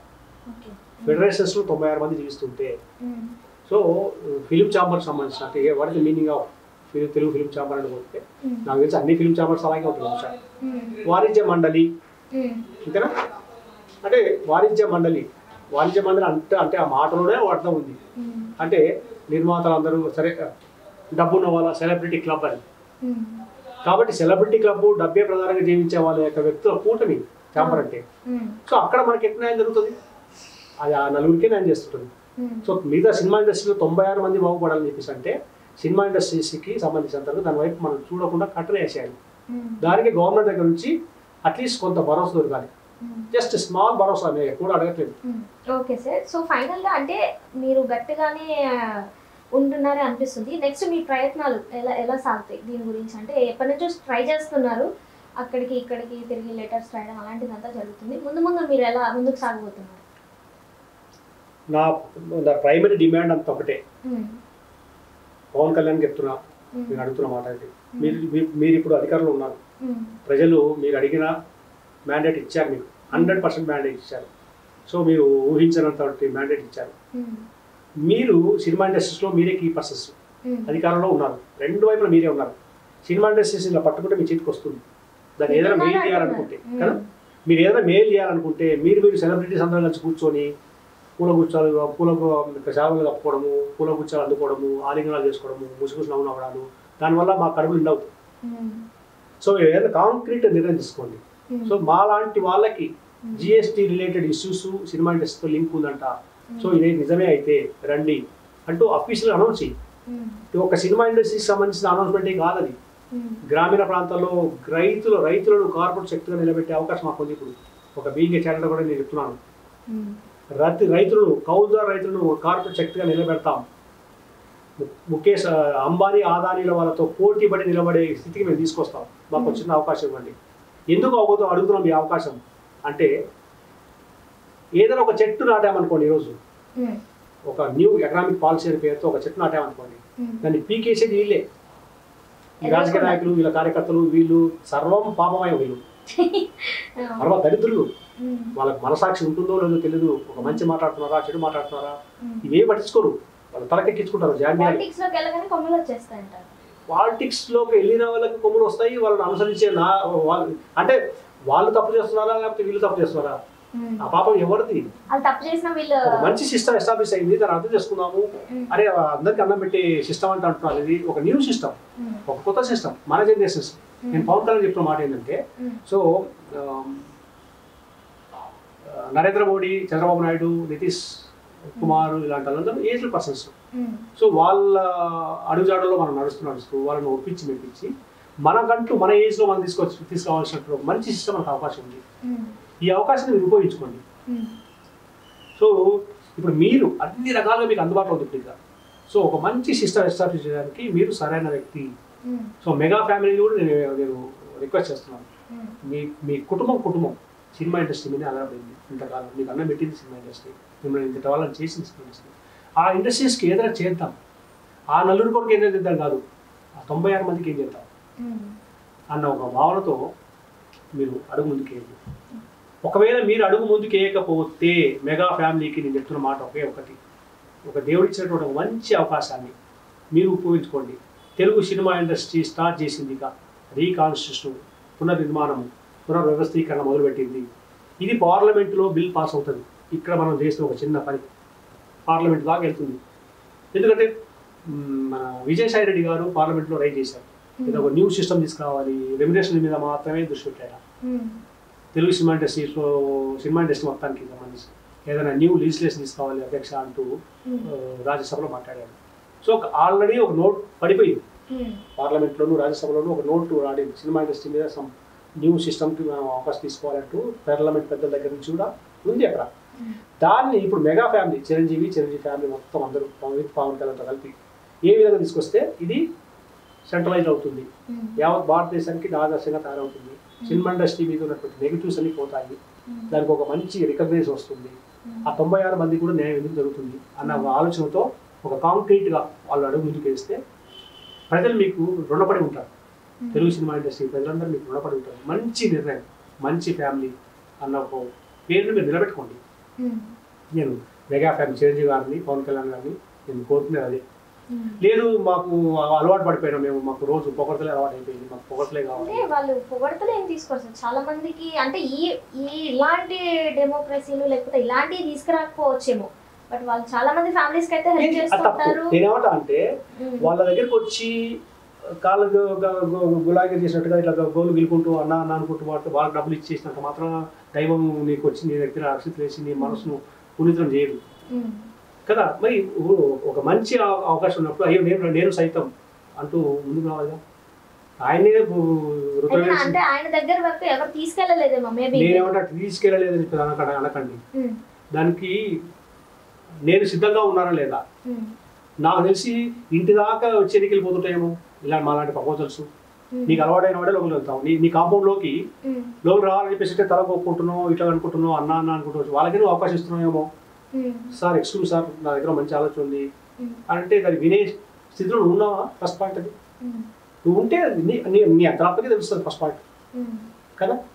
అంటే నువ్వు మీ కాంపౌండ్లోకి రాదు అడుగు పెట్టాలంటే ముందు దేవుడికి ప్రదక్షిణించినట్టు దేవుడికి సమర్పించుకున్నట్టు కొన్ని పదాలు మీరు ముందు సమర్పించుకోవాలా. మీరు దేవుళ్ళు, మీరు వీరులు, మీరు సూర్యులు, మీ అడుగుదారులు మేము బతికేస్తున్నాం లాంటి కొన్ని పదాలు సమర్పించుకుంటే తప్ప అప్పుడు అసలు డిస్కషన్లోకి రాదేమో. ఇటువంటి ఇబ్బందికరమైన వాతావరణం ఉందేమో. అది లేదని వాళ్ళే నిరూపించమో, అయ్యో అటువంటి మా దగ్గర లేవు, సో మంచి వచ్చినప్పుడు మేము అలాంటి ఆలోచన మాకు లేవు అని వాళ్ళు ప్రూవ్ చెప్పాలి, సమాజానికి చెప్పాలి. ఇప్పుడు మీరు జిఎస్టీ అంటే మన ఇంటర్వ్యూ చూసిన తర్వాత అంటే మీరు మాట్లాడే విధానాన్ని బట్టి అంటే జిఎస్టీ మీద మనం కొట్లాడుతున్నామా లేదంటే వాళ్ళ స్టార్డమ్ మీద కొట్లాడుతున్నామా అనేది నాకు అర్థం కాదు. నా వరకైతే మాత్రం జిఎస్టీ మీదే కొట్లాడుతున్నారు. స్టార్డమ్ అనేది వాళ్ళు తలకెక్కించుకునే వ్యవహారం అది వాళ్ళ బరువు. అది నిజంగా చెప్పాలంటే వాళ్ళు దించుకోవాల్సిన బాధ్యత దించుకోండి అని చెప్తున్నారు. జిఎస్టీ మీకు ఒక మంచి ఆపర్చునిటీ ఇస్తుంది, ఆ దరిద్రాన్ని దించుకోండి. హ్యుమానిటీకి వ్యతిరేకమైన భావాలతో మీరు బతికేస్తున్నారు, తప్పదు. ఆ తప్పు అనే సంగతి అంగీకరించండి మన అంతరం మనసులోనే. అదే జిఎస్టీ చెప్తుంది. ఇంకా ఇంకొక మాట చెప్పాలంటే నా వెర్సెస్లో the father of the GST అంటే వాజ్పేయి గారి గురించి చెప్తారు. మీరు కొట్టండి, గూగుల్లో కొట్టండి. So father of the GST Vajpayee garu మనతో బాగా చెప్తున్నాడు, మరి అందరూ సమానంగా బతకంటారా కదా. ఆయనే మనకు కొంత టైమింగ్ ఫాదర్ అనుకుందాం, ఫాదర్ ఆఫ్ ద నేషన్ అనుకుందాం వాజ్పేయి గారిని. సో ఆయన మాట్లాడుతున్నాడు, ఆయన ఇంట్రడ్యూస్ చేశాడు జిఎస్టీ. సో మన దేశానికి ఇది అవసరం ఉంటుంది చెప్పేసి దాన్ని అర్థం చేసుకోండి. సో మీరు మీ స్టార్డమ్ మీద మేము ఏదో రైజ్ చేస్తున్నామని మీరు అనుకుంటారు, మీ కర్మ. ఇంకా దాన్ని మీ అభిమానులు, మీరు, మీ కార్యకర్తలు మా మీద దాడులు చేస్తారో మాకు ఏం చేస్తారో మాకు తెలియదు, అది వాళ్ళకే తెలియదు. సో అలాంటి వాళ్ళు ఎవరైనా ఉంటే వాళ్ళకి నేను ఒకటే రిక్వెస్ట్ చేస్తున్నా, అయ్యా మీ పవన్ కళ్యాణ్ ఆర్ మీ జగన్మోహన్ రెడ్డి మీ వాళ్ళ మీద మీకు విపరీతమైన అభిమానం ఉండొచ్చు, నేను కాదనట్లేదు. అంతకంటే మించి వాళ్ళు బాధ్యతాయుతమైన స్థితిలో ఉన్నవాళ్ళు మీ పార్టీ కార్యకర్తలు మీరు. సో మీ నాయకుడికి చెప్పండి, ఏదైనా ఒక మంచి వేదిక ఏర్పాటు చేయమని చెప్పండి. వాళ్ళ మీద ఒత్తిడి తీసుకురండి. ఒత్తిడి తీసుకొచ్చి ఒక వేదిక ఏర్పాటు చేస్తే ఆ వేదిక మీద మన నుంచి మాట్లాడే మాటలు ఉంటుంది, అప్పుడు వినండి. జీవితానికి అర్థం పరమార్థం తెలుస్తుంది. పొలిటీషియన్స్ ఏ విధంగా బతికేస్తున్నారు, మనం ఏ విధంగా బతికేస్తున్నాము. సో కాబట్టి తొందరపడి మేము మీ నాయకుడు ఏదో అన్నామని చెప్పేసి లేకపోతే మీ స్టార్డమ్ మీద మీరు తిరుగుబాటు చేస్తామని చెప్పాను మీరు ఏదో అనుకోని మా మీద దాడులు చేయకండి. దాడులు చేయకుండా మీ నాయకుడిని బాధ్యతాయుతమైన వ్యక్తిగా మార్చుకోండి. అదొక పాపం, తలకెక్కించుకోవడం అనేది పాపం. ఆ పాపం మీరు అభిమానులు 2 రోజులు ఉంటారు, 3 రోజులు ఉంటారు, కానీ మోసేది ఆయనే, మీ నాయకుడే. తలకెక్కించుకుంటే సో ఫైనలీ జిఎస్టీ అనేది సో అందరికి కంపల్సరీ తెలియాల్సిన విషయం. సో ఇంకా లేట్ గా ముందుకెళ్తే ఇంకా మనం చాలా నష్టపోవాల్సి కూడా ఉంటుందేమో. మంచి మాట చెప్పావు, మంచి మాట. పైగా ఆర్టిఫిషియల్ ఇంటెలిజెన్స్ అంటే ఒకటి వస్తుంది, అది మరింత గందరగోళం సృష్టిస్తుంది. ఏది మంచో ఏది చెడో తెలియక పాప ప్రజలు ఎంత నష్టపోతారో. ఈ బ్యాంకింగ్ సిస్టంలోనూ రకరకాల సిస్టమ్స్ వచ్చి రకరకాల స్కీమ్లు ఆ స్కీమ్లు ఉంటుంది, ప్రజలు దోచుకునే శక్తులు ఎక్కువ అవుతాయి. కాబట్టి పవన్ కళ్యాణ్ గారు దయచేసి అర్థం చేసుకోండి అయ్యా, మళ్ళీ చెప్తున్నాను, దేవుడు ఇచ్చిన అవకాశాన్ని ఉపయోగించుకోండి. మళ్ళీ మీరు ఈ అవకాశం వస్తుందో రాదో తెలియదు. సో ఎంత తొందరగా వీలైతే అంత తొందరగా ఎక్స్పర్ట్స్ని మీరు ఒక వేదిక ఏర్పాటు చేసి దానికి ప్రజావేదిక అని పేరు పెట్టి మాలాంటి వాళ్ళు ఇన్వైట్ చేస్తే మేము ఏదో మిషన్ డెమోక్రసీ అనో ప్రజాస్వామ్య యజ్ఞం అనో ఏదో పేరు పెట్టేసి ప్రజలకి ఒక మంచి చెప్పే ప్రయత్నం చేస్తాం మేము. సో తద్వారా అందరం బరువు దించుకుందాం. ఈ దరిద్రమైన జీవితం మనకు వద్దు, అసహ్యకరమైన జీవితం వద్దు మనకి. అందరం సమానంగా బతికేద్దాం. ప్రతి ఒక్కరూ ఈ సమానంగా బతికే అద్భుతమైన సిస్టమ్ మన వాజ్పేయి గారు మనకి ఇచ్చారు. కాబట్టి అర్థం చేసుకోండి, సాధ్యమైనంత వరకు. మీ పైగా బీజేపీలో మీరు అనుకూలంగా ఉన్నారు, ఇద్దరు టీడీపీ బీజేపీ జనసేన అందరూ అనుకూలంగా ఉన్నారు కదా. సో కనీసం వాజ్పేయి గారి పేరుతో అయినా ముందుకెళ్దాం. సార్ యాక్చువల్గా నాది ఒకటి పర్సనల్ డౌట్. యాక్చువల్గా మనందరం సమానంగా బతుకుదాం చేద్దామని అంటున్నారు. అందరు మనుషులు సేమ్ ఈక్వల్, బట్ కొన్ని క్యాష్ల ఫీలింగ్ వలన ఒక్కొక్కరికి ఒక్కొక్క కాస్ట్ కూడా ఉంటుంది. మీరు చూస్తే ఎగ్జామ్స్లో రిజర్వేషన్ అని ఓసీ వాళ్ళకి ఒకలాగా, బీసీ వాళ్ళకి ఒకలాగా. సో అక్కడ కూడా ఒక ఇది అనేది పడుతుంది కదా. జిఎస్టీలో ఉన్నటువంటి అమృత తుల్యమైన భావన ఏదైనా ఉందా అని చెప్పేసి అంటే ఈ క్యాస్ట్ బేస్డ్ మెకానిజానికి మంచి పరిష్కార మార్గం జిఎస్టీ వచ్చింది. గవర్నమెంట్ ఆఫ్ ఇండియాకి నాది ఈ కులం నాది ఆ కులం అంటే అర్థం కాదు. Are you dealing with goods or dealing with service. నువ్వు ఏం చేస్తావో చెప్పు, నీ జీవనోపాధికి నువ్వు ఎన్నుకున్న మార్గం ఏంటో చెప్పు అంటది గవర్నమెంట్, అంతే. దానికి ఒక కోడ్ ఉంది. ఒకవేళ గవర్నమెంట్ ఇలా ఫామ్ చేసిన జనాలు ఒప్పుకోరేమో క్యాస్ట్. అట్లా అమ్మా, గవర్నమెంట్ ఇన్ని రోజుల నుంచి రిజర్వేషన్ గురించి మాట్లాడినా సరే కాన్స్టిట్యూషన్ ఆఫ్ ఇండియా చెక్కు జరగట్లేదు తెలుసా. స్టేట్ లెవెల్లో వీళ్ళు మనోళ్ళు చాలా చాలా ప్రామిస్ చేస్తారు, మేము మీకు కులానికి ఈ రిజర్వ్స్ ఇస్తాం ఆ రిజర్వ్స్ ఇస్తాం. But constitution of India first ఎలా ఉందో అలాగే ఉంది. ఆల్మోస్ట్ సాధ్యమైనంత వరకు ఏదో కొద్ది మొత్తం ఈ మధ్య 10% వేరాలకి ఇవ్వడం అనేవి జరిగాయి. కానీ ఇది కూడా అన్ఫార్చునేట్లీ ఈ రీసెర్చ్ సిస్టమ్ వస్తుంది కదా, ఇక పరిష్కార మార్గాలు ఉన్నాయి కదా అనే సంగతి తెలియకపోవడం వల్ల పార్లమెంట్లో గౌరవంలో పెట్టేసుకొని ఈ సిస్టమ్ తీసుకొస్తున్నారు తప్ప నిజానికి ఒక్కసారి పార్లమెంట్ పెద్దలు అందరూ కలిసి ఈ జిఎస్టీ అర్థం చేస్తున్నారు అనుకోండి, జిఎస్టీ మీదనే డిస్కస్ పెట్టారనుకోండి, ఇక ప్రతి ఒక్కరికి ఒక కులానికి ఒక కోడ్ ఇచ్చేస్తుంది. సో నాది ఈ కోడ్ అంటే గవర్నమెంట్ అర్థం కాదు, నేను పలానా కోడ్ మీద నేను వర్క్ చేస్తున్నాను, సో నాకు ఈ సబ్సిడీస్ ఇవ్వాలి, గవర్నమెంట్ సపోర్ట్ కావాలి, ఇది కావాలి అది కావాలి, అప్పుడే కంట్రీ జీడీ పెరుగుతుంది. సో అట్లా గవర్నమెంట్ మారుతుంది, గవర్నమెంట్ ఆలోచన దృక్పథం మారుతుంది, ఈ ప్రజల నుంచి వచ్చే ఈ డిమాండ్స్ మారిపోతాయి. మీరు చెప్పిన ఈ తారతమ్యాలు ఉండవు, ఇక ఈ తారతమ్యాలు ఉండవు. అప్పుడు మనం ఏంటి మన తెలుగు రాష్ట్రాలు అప్లపాలవలసిన మన అంతకంటే. ఇంకోటి మర్చిపోయామా, బాగా మీరు మీడియాకి చెప్పండి, ఒక జిఎస్టీ అనేది ఒక అమృత కలశం అనే సత్యాన్ని తెలుగు గడ్డనే ముందు గుర్తించింది. తెలుగు గడ్డ మీద ఎందుకు గుర్తించామని చెప్పి అంటే బికాస్ ఆఫ్ సినిమా ఇండస్ట్రీ. ఎవరికి రాని సమస్య మనకెందుకు వచ్చింది? రాష్ట్రాలు విడిపోయిన తర్వాత కూడా ఎవరు దానికి పెద్దగా గుర్తించలే, కానీ మన దగ్గర గుర్తించాము. ఎందుకంటే ఇద్దరిని కలిపింది సినిమా ఇండస్ట్రీ కదా. ఆ సినిమా ఇండస్ట్రీ ప్రభావం జిఎస్టీ రెండు ఇట్లా చీల్చినట్టు అయిపోయింది. రొట్టె ముక్కను చీల్చినట్టుగా చీల్చే ప్రతి కూడా చిన్నగట్లే కదా. సో దాన్ని ఎలా హ్యాండిల్ చేయాలో తెలియక వీళ్ళు గొర్రెలాగా ప్రవర్తిస్తున్నారు ఈ సో కాల్డ్ సినీ పెద్దలు. వాళ్ళు మీటింగ్లు పెట్టేసుకోవడం, ఆ మీటింగ్లో ఎక్కడన్నా అట్లీస్ట్ పబ్లిక్ స్టేట్మెంట్ ఇచ్చేసి ఎవరన్నా ఇన్వైట్ చేసి మంచి మంచి సలహాలు సూచనలు ఇవ్వండి అంటూ జిఎస్టీ ఎక్స్పర్ట్స్ని చార్ట్ అకౌంట్స్ని ఆఫీస్గా అనౌన్స్ చేసి అటు గవర్నమెంట్ అనేది చేసి ఉండాల్సింది ఆ పని, ఇటు సినీ పెద్దలను చేసి ఉండాల్సింది. అట్లీస్ట్ ఒక వ్యాలిడ్ డిస్కస్ పెట్టి ఉండాల్సింది. ఖచ్చితంగా మేము ఒక డ్రాఫ్టింగ్ లాగా తీసుకుపోయిన వాళ్ళం. అయ్యా ఇది ఒకటి మీరు ఇంట్రడ్యూస్ చేసుకోండి, మీరు పాటించండి, దానివల్ల అట్లీస్ట్ రెండు గవర్నమెంట్కి న్యాయం జరిగే అవకాశం ఉంది, ఈ తారతమ్యాలు పోతాయి అంటూ తెలుగు సినిమా ఇండస్ట్రీ ఒక్క అడుగు ముందుకేస్తే యావత్ భారతదేశం మొత్తం మన వైపు చూస్తుందమ్మా. దానికి మళ్ళీ పవన్ కళ్యాణ్ అయ్యో నేను చెప్పేది అదే,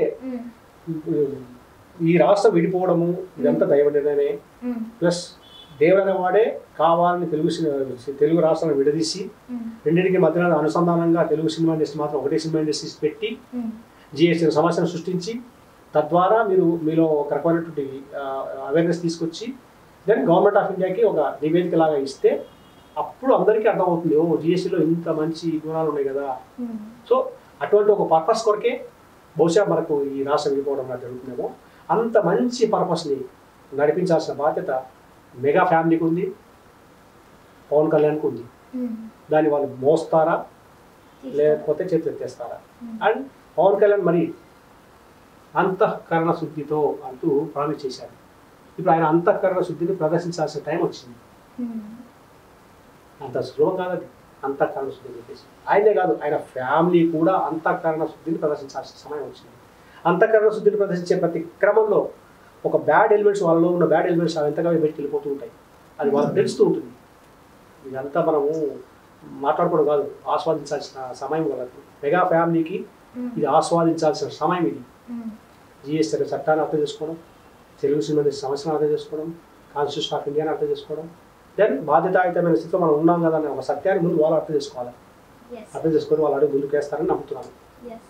సో అంటే జనాలు ముందు అర్థం చేసుకొని దాని మీద రియాక్ట్ అయితే మొత్తం కంప్లీట్గా చేంజ్ అయిపోతుందేమో. ముందుగా అంటే అవగాహన వస్తే, ఒక్కొక్కరిలో మెల్లమెల్లగా అవగాహన వస్తే, సో మీరు తీసుకొచ్చేది మంచికే కాబట్టి ఎప్పుడైనా మంచి నిలబడుతుంది కాబట్టి మీరు తీసుకొచ్చేది ఎప్పుడైనా నిలబడాలి అని నేనైతే కోరుకుంటున్నాను. సో అంటే కొందరు తెలియని వాళ్ళకి ఈ వీడియో ద్వారా అసలు మన జిఎస్టీ అంటే ఏంటి, మనం ఎలా బ్రతుకుతున్నాం ఏంటి అనేది కొంచెం క్లారిటీ అయితే వచ్చేస్తుంది. Anyways, thank you so much sir. Thank you.